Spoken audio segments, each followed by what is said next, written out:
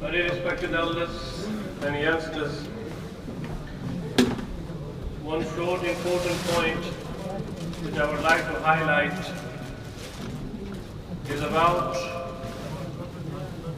the ibadat and all our Islamic rituals which we carry out, which we perform. We witness that some people, some youngsters, despite having the ability, the strength, mashallah, despite being able to do something, for example fasting or salah, they still feel lazy and they still look for excuses not to do them. Especially when it comes to fasting, I understand that in the month of Ramadan, for example today was one of the longest day of the year. The longest day of the year and plus longest fast of the year and hottest day of the year as well. Yet, alhamdulillah, our Muslims, we kept the roza, we kept our fast. This demands a big sacrifice. Especially ourselves, we felt thirsty. Today, and for the past 2-3 days, we felt really thirsty. So you are seeing brothers actually waiting with 3 or 4 glasses of water at the time of iftar. As soon as time hits him, that's to drink water. And this, the moment of joy. Prophet said that Allah will give 2 special moments of happiness to the fasting person. One in this dunya at the time of iftar. Yes, at the time of iftar he's waiting for 18 hours. No food and drink.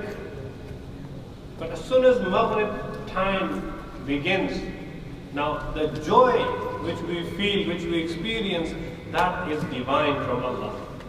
And Allah gives it to those who are fasting. This is a lesser joy. On Judgment Day, on Yawm al-Qiyamah, when Allah will personally invite and bring people forward, meaning fasting people, Allah will say, every deed of Ibn Adam, of a human is for himself except for fasting. Fasting is for me. And people kept fasting for me, and I will personally reward the fasting people. So don't think that this big sacrifice which you go through will go unrewarded. No. Allah appreciates, and Allah will appreciate very highly. And imagine when Allah appreciates. So we should not feel burdened. When you speak to youngsters, they look for excuses. I'm traveling tomorrow to Birmingham, so should I not fast tomorrow? As if we are waiting for excuses to come our way so we don't fast. This is when we think that Islam, na'udhu billah, fasting has become burden. Why don't we think it the other way around? It is a blessing for me. Allah has given me this order, this command for us, a blessing upon me, so I can make the most of it. We should not feel as burdened. We should do it out of joy, out of happiness, by choice. We should not feel, somebody who has been told and not given any choice. No, we should do this by choice, by our pleasure, by happiness. Then you will feel the true pleasure Allah has kept. On Judgment Day, let me take you in the future, in the short time I have. On Yawm al-Qiyamah, it will be a very tough day. Allah has given many different names to Judgment Day. Allah has called this day Yawm al-Hasra. وَأَنذِرْهُمْ يَوْمَ الْحَسْرَةِ. Fear the day of regret. The regret. Allah says, fear the day of regret. Allah has called Yawm al-Qiyamah as Yawm al-Hasra. On Judgment Day, people will regret. And after that regret, there is no way back anyway. Allah has called this day Yawm al-Taghabun. There is a whole chapter, Surah Taghabun, in 28 juz. Deceiving day, the day of deception. People will actually want to even deceive people just so that they can go to Jannah. The day which we know, that the day even the father will run away from his son, and the son will run away from his father and mother and brothers and sisters and everybody else. This is a reality. This is what me and you are going to face. And this is going to come, by the way. We're all going to face this. So that day, We want special mercy of Allah. We want special connection with Allah. We want special mercy of Allah, so we don't go through challenging time on Yawm al-Qiyamah. For example, take one difficult thing on judgment on Yawm al-Qiyamah. In this dunya, we are going through summer, the hot time of the year. Even though the heat which we experience because of that AC is on, this heat comes from where? From the sun. And how far is the sun from this dunya? Scientists, they say approximately 93 million miles away, 149 million kilometers away, is the distance between the sun and the earth. How many? 93 million miles away is the distance between sun and the earth, yet we feel the heat of the sun. Now, Muhammad said on Judgment Day, the same sun will only be 1 mile above your head. Who said this? Muhammad ﷺ. Obviously, atmosphere, circumstances will be different according to the hereafter. Allah knows how it will be, but it will only be 1 mile above your head. The sun will be. This is in the hadith of Sahih Muslim, very authentic hadith. So on Yawm al-Qiyamah, Prophet Allah said, because the sun will be very close to people's head, only 1 mile. So because of the heat of the sun, people will be drowning in their own sweat. There will be a pool of sweat. It all depends on the level of the sins people will have, which includes me and you. If na'udhu billah, if I die, if I go with sins, so according to the level of my sins on Judgment Day, I will be drowning in the pool of my own sweat. So he said, Prophet said, some will be drowning till their ankles, some till their knees, some till their hips, some till their neck, mouth, and some even above their head. Allah protect one and all. This is again in the Sahih Muslim hadith, authentic hadith, that according to the level of the people's sins, they'll be drowning in their own sweat. So that is one picture. That is one scenario which will happen on Judgment Day, which me and you we will witness. On the other side, there is another scenario which we want to be in. We can't avoid it. We have to go through that. So let's make the better choice then. Let's do something so we don't go through this scenario in which people will struggle. The other scenario is, Muhammad sallallahu alaihi wasallam, he said again, سَبْعَةٌ يُظِلُّهُمُ اللَّهُ فِي ظِلِّهِ يَوْمَ لَا ظِلَّ إِلَّا ظِلُّهُ. 7 types of fortunate, lucky people on Yawm al-Qiyamah, on Judgment Day, will be those people who will be given the special shade of Allah's arsh, Allah's throne. On that day, there will be no other shade apart from this shade. The only shade possible on Judgment Day is the shade of Allah's arsh. وَيَحْمِلُ عَرْشَ رَبِّكَ فَوْقَهُمْ يَوْمَئِذٍ ثَمَانِيَةٌ. 8 mighty angels, 8 huge angels will bring the throne of Allah. And they'll be lifting it on their back. And angels, they are huge. Angel Jibreel regarding him, Prophet said that he's got 600 wings. The biggest angel is Jibreel alayhi salam, and he's got 600 wings. And he only opened one of them once, which covered the whole entire universe. He's got 600 of them. So 8 angels will bring the arsh of Allah on Yawm al-Qiyamah. And underneath the arsh of Allah, the shade of that is the only shade which will become peace for the people, and 7 types of lucky, fortunate people will be given a space under this shade. Now then he gave the list of 7 types of people. So my request and our effort should be that we should be one of these 7 types of people. If all, better. If all, much better. Nur ala nur. If not all, at least one of them. In the list, 7 options, man. Big option, mashallah. In GCSE exam, you're given 4 options to choose from to give the right answer.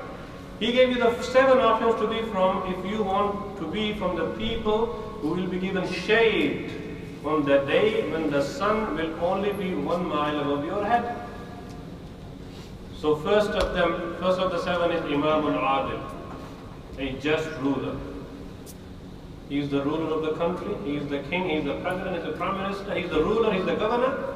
If he is just, if he is honest to his people, he doesn't favor people upon people, he is just to everybody, then Allah will give that ruler shade on judgment day.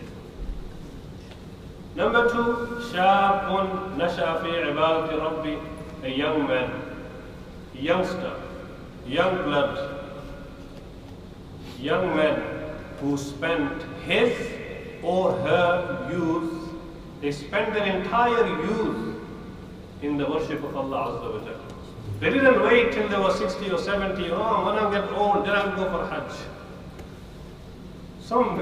Just a few days ago, one youngster, he said, Habisa, I will go for Hajj when I get older. I said, why? He said, because we want to chill our life, isn't it? I said, brother, who said you can't chill as a Muslim?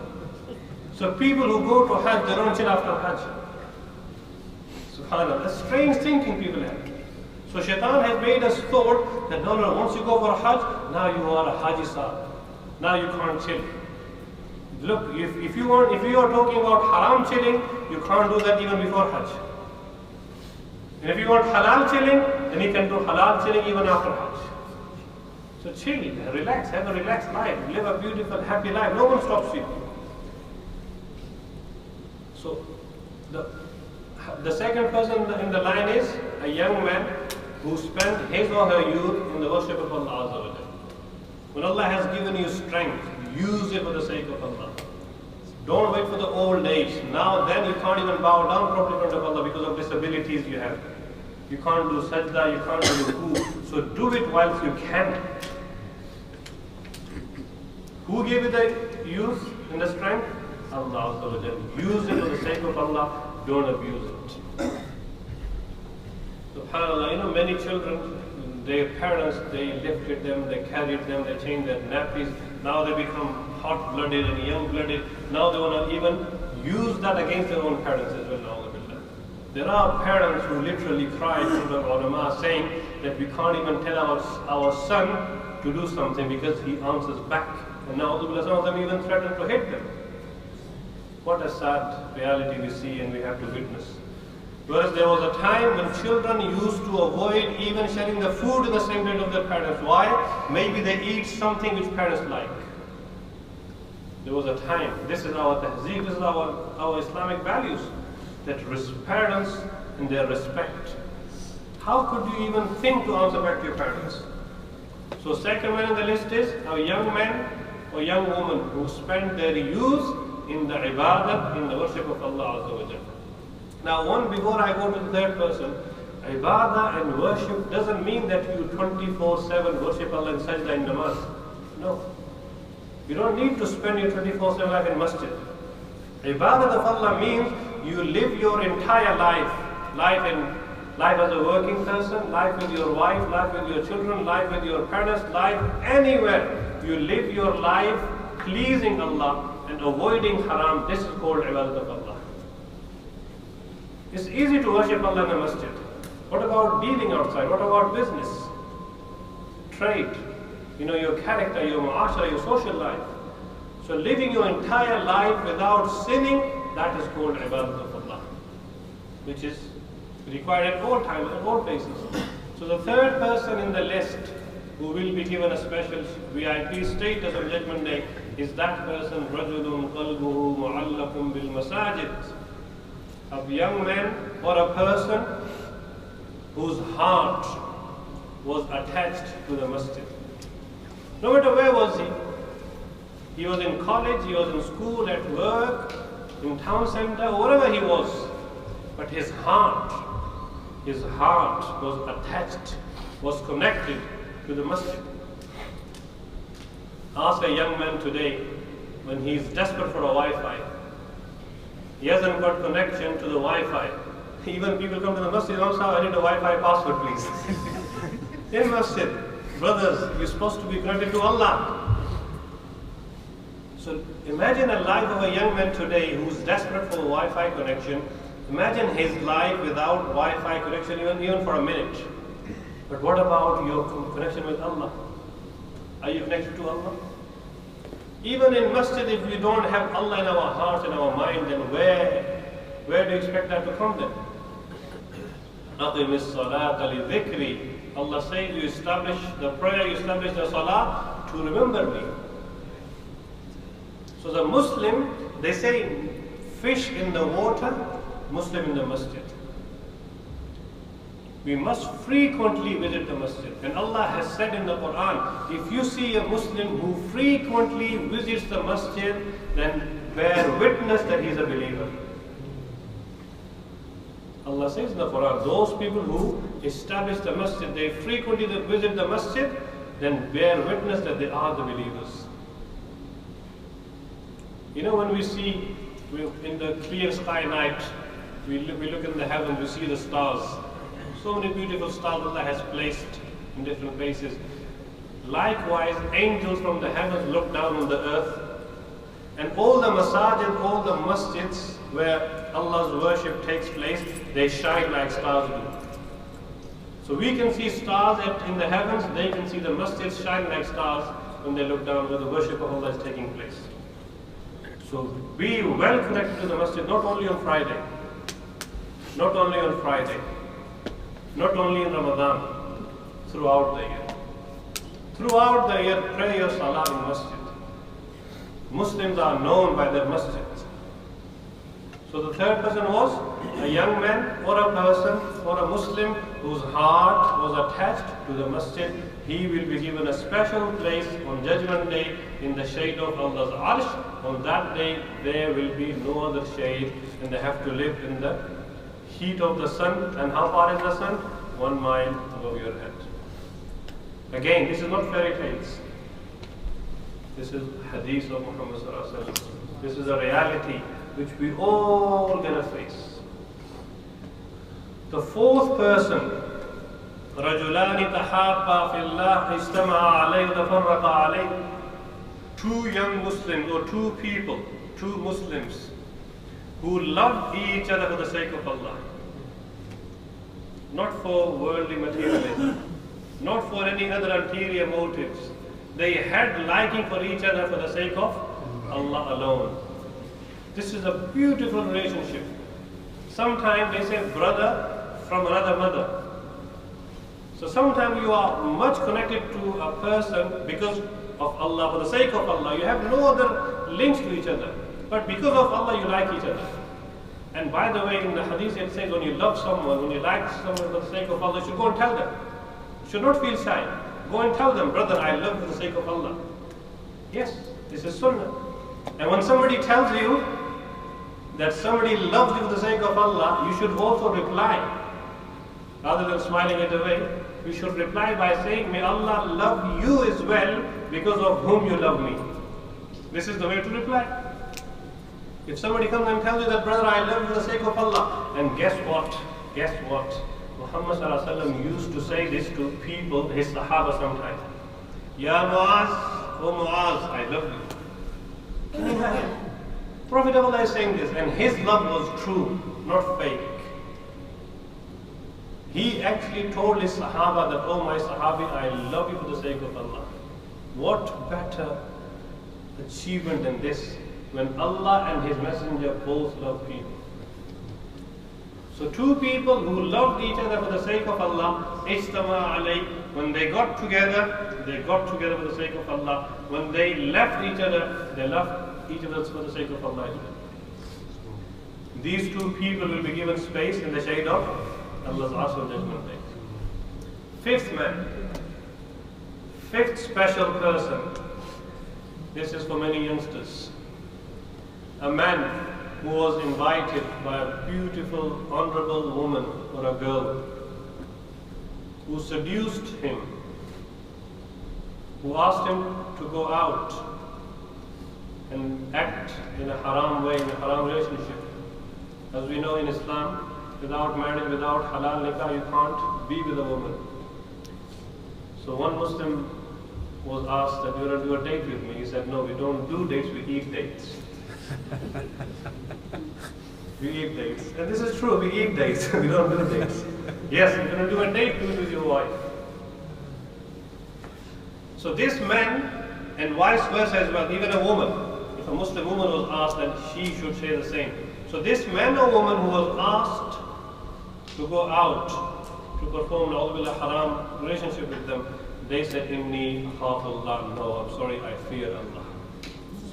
They repeat what Yusuf alayhi salam said to the woman of Egypt. SubhanAllah, yes, there are people who do this, who truly fear Allah. I tell youngsters, when they want to get married, they want to give, gift to their wife, iPhone, maybe gold ring or whatever. It's fine, give it. We should share gifts. So the best gift, I tell youngsters, young men and young girls who get married to each other, the best gift to give to each other on the first night of the marriage is the modesty. Is the statement to say, the husband should tell the wife and she should tell the husband, my husband, my wife, you are the first person I'm going to touch. Till today, I never touched a single girl or woman in my life. I stayed away from haram. Yes, there are people who did this and there are people who are doing this. And anybody who does that they avoid haram relationship for the sake of Allah, because of the fear of Allah, then Allah will appreciate, Allah will say, okay, bring him, he can stand in the shade of Allah on Judgment Day. Yusuf alayhi salam's sunnah. Yusuf alayhi salam, you know his story? You all have read his story? Read it if not. She locked 7 doors. وَغَلَّقَتِ الْأَبْوَابَ وَقَالَتْ هَيْتَ لَكَ قَالَ مَعَاذَ اللَّهِ إِنَّهُ رَبِّي أَحْسَنُ مَثْوَايَ. She, framed him up. She locked all the doors of the palaces. She tried her best to seduce him, but he said, no, I'm sorry. I can't be unfaithful to my master. This is haram. She did her best and he did his best to avoid that. So she locked the doors and she locked him inside. She said, you have to do it. He said, no. And he said, oh Allah, I'm going to do my best. You do what you have to do then. So he ran towards the locked doors. When you want to save your chastity and your modesty, then Allah helps. All the doors opened by itself automatically and he came out from it. The whole story is there, I don't have the time. Another small reference. Ibrahim alayhi salam was traveling with his wife Sarah alayhi salam, beautiful woman of the time. The only Muslim of the time is when there was a king on the way. He used to, na'udhu kill men and husbands, and he used to arrest women and used to make them female slaves of himself. And he used to, na'udhu assault them. Now Ibrahim alayhi salam said to his wife Sarah alayhi salam, if we get arrested by this king, we need to ask Allah for protection. So if he asks you, who are you to me, then make something up. Say that maybe you are my Muslim sister. So that's exactly what happened. He arrested both of them, he put Ibrahim in the prison, and he told the people to bring her here. Sarah alayhi salam, the evil king. This is, by the way, in our seerah. Now Ibrahim is making dua in the prison. Oh Allah, please protect my wife. And she is making dua as well. And what did she say to Allah? That is something to reflect upon. Ibrahim Islam's wife Sarah alayhi salam said, oh Allah, till today no man has touched me except my husband. I never gave access to any man except my husband. So I ask you with this reference of my chastity, protect me today. Are you understanding? She gave the reference of her modesty and her chastity. And said, oh Allah, I never allowed any man to touch me till today. I lived a halal, pure life. Al-khabisatu lil-khabiseen, wat-tayyibatu lil-tayyibeen. For good husband, Allah created good wives. For evil husband, Allah will send evil wives.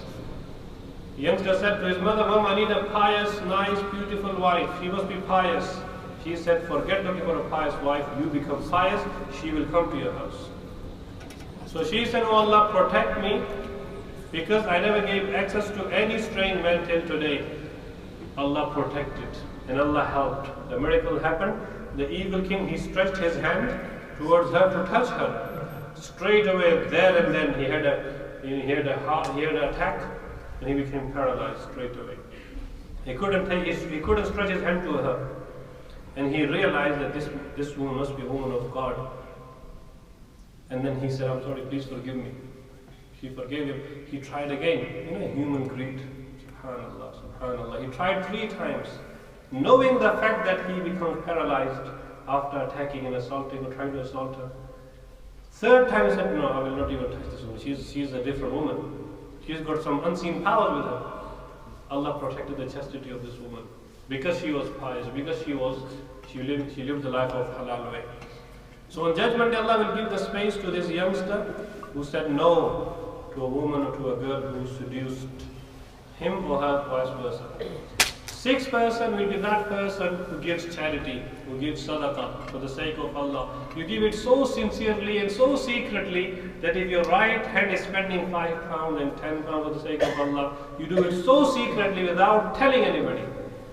Yes, you're supposed to give sadaqah and charity and donation for the sake of Allah, not after announcing, oh, Fulani Sahib gave £10, this brother gave you £50, this Haj Sahib gave you £1,000. What is ikhlas done? What is sincerity? Whereas Prophet said that you spend with your right hand, your left hand should not know what is your right hand spending. Then how will people know? Do it secretly, do it sincerely for the sake of Allah. If you do that, on Judgment Day, Allah will give you space in the shade of Allah's arsh. Lastly, 7th person will be that person which we can try today. Before suhoor, in your personal private time, try to act upon this. ذكر الله خاليا ففاضت عيناه. A man, a woman who remembered Allah in their private time, in their private moment. They were speaking to Allah. They realized and they reflected on their life. Oh Allah, what are we doing in our life? What have you given us so much? I'm guilty of my sins. They thought of that. And whilst reflecting upon their life and Allah's greatness to him, he shed one tear. He cried out of love for Allah. That one tear will give you a space in the shade of Allah's arsh on Judgment Day. We can try that today, inshallah. Like Allah Khali. I saw some elders sitting here just a while ago and the nasheed was being recited. I saw tears rolling from their eyes. Believe me, this is the beauty. If you can cry for the sake of Allah, today we don't cry for the sake of Allah, so we are crying for everything else. There are people crying for everything else, but we are not crying for the sake of Allah. There was Sahaba, Sahaba's time. The man who couldn't cry was the odd one. The man who could not cry after listening to the sermon of Muhammad was the odd one. Majority used to cry and used to feel it. And today the one who cries is the odd one. This is what we have come to. But we should try here and there. Spend some private moment talking to Allah. Speak to Allah, brother. Speak to Allah. Speak to Allah. Think. Tell Allah, oh Allah, please give me this. Oh Allah, I did this. Oh Allah, please forgive me. And try it in your life to shed the tear. The hadith says, try to cry. If you can't cry, at least act like a crying person. Even act, even Allah will accept that as well. So before we have suhoor today, spend some time, speak to Allah. Reflect on your life, what have we done? How many sins we have done? How many greatness Allah has done on me? Am I being faithful to Allah? Am I being grateful to Allah? If not, then change your life today and shed one tear at least. To be from those 7 people, to be given the space in the shade of Allah's arsh. May Allah enable us to really understand who we are. May Allah make us appreciate our Islam. Do not, for the sake of Allah, ever feel burdened under Islam. It's mercy. Fasting is mercy for you. Salah is mercy for you. Ramadan is a mercy for you. Quran is mercy for you. If it stopped you from something, because it has mercy for you. Reflect, understand. Do not ever feel burdened under Islam. Enjoy it. Do it out of enjoyment. Feel it. Once you have that taste, then you won't like anything else. May Allah enable us to give us that pleasure in Islam, inshallah. And we should be Allah enable us to give us the sweetness of Iman. So when we pray Salah, when we read Quran, we should feel the sweetness, so we continue doing it more and more, inshallah. I will end on this, inshallah. May Allah accept your sitting, may Allah accept your listening, may Allah accept your Ramadan fasting, may Allah accept all the ibadah which you carried out, your parents. Don't forget to say big thank you to your wives and to your mothers. They were fasting, you were fasting. Both of you became equal. But they prepared the iftari for you, you didn't do that. So they are ahead in the reward. Thank them. Be grateful to them as well. They are our mothers, our sisters, our wives. They also go through tough time in Ramadan. May Allah enable all of us that we do more and more, inshallah. Jazakallah khair. Please perform your private worship, inshallah.